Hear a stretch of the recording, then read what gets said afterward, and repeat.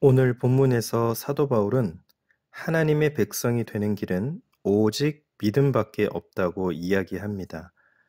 호세아와 이사야 선지자의 예언을 인용하며 하나님의 구원이 어떻게 이방 민족에게 이르렀는지 설명하고 있는 것이죠.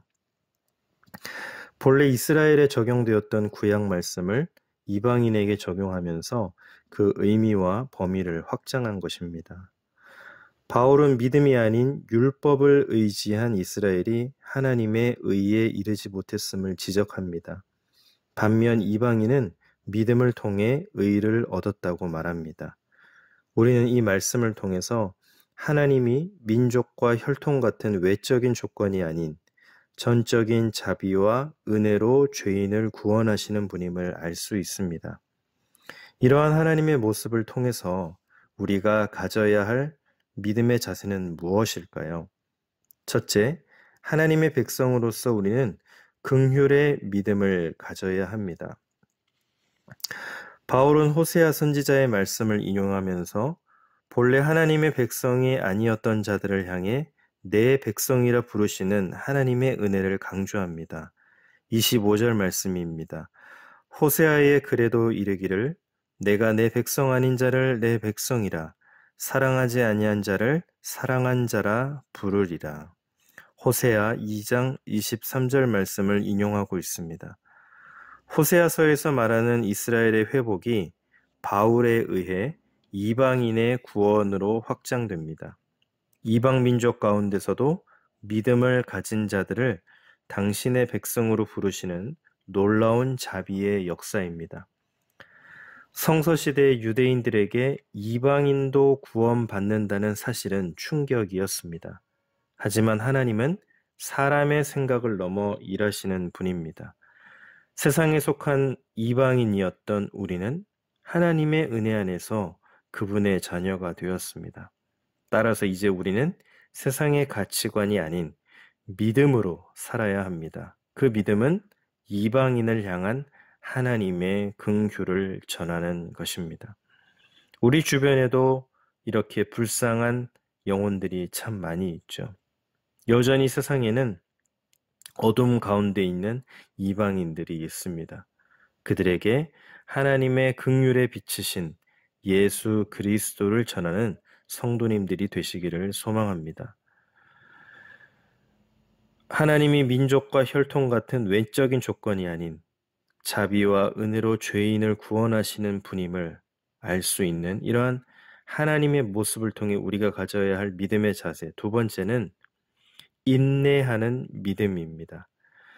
이사야 선지자는 바다의 모래처럼 많은 이스라엘 민족 가운데서도 오직 남은 자만이 구원을 얻을 것이라고 선포합니다.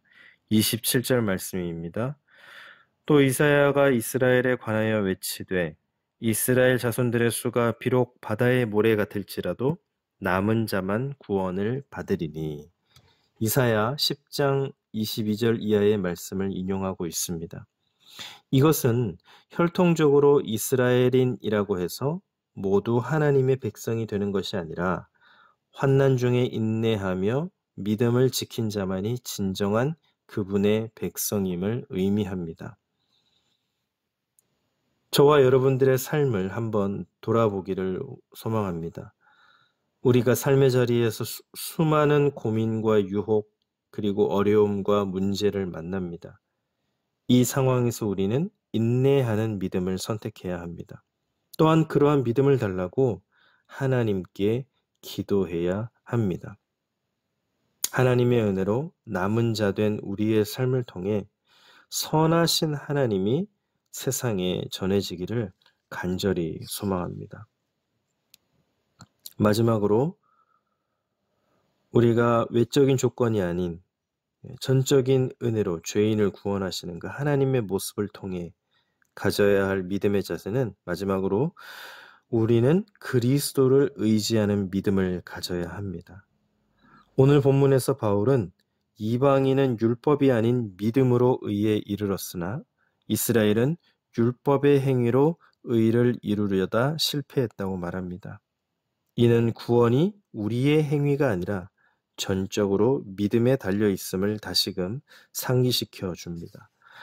바울은 이사야서를 인용하며 그리스도를 믿음의 반석이자 걸림돌로 소개합니다. 33절 말씀입니다. 기록된 바 보라, 내가 걸림돌과 거치는 바위를 시온에 두노니 그를 믿는 자는 부끄러움을 당하지 아니하리라 함과 같으니라. 이사야 28장 16절 말씀을 인용하고 있습니다. 왜 같은 그리스도 예수께서 정반대의 의미를 동시에 가지실까요? 믿음으로 그리스도를 의지하는 사람은 부끄러움을 당하지 않지만 행위로 구원을 이루려는 자는 예수 그리스도가 걸림돌이 되어 넘어지기 때문입니다. 사랑하는 성도 여러분, 이 말씀은 우리에게도 동일하게 적용이 됩니다. 하나님 앞에서 행위로 믿음을 이루려 하지 마십시오. 오직 예수 그리스도의 은혜를 붙잡는 믿음으로 살아가시기를 바랍니다.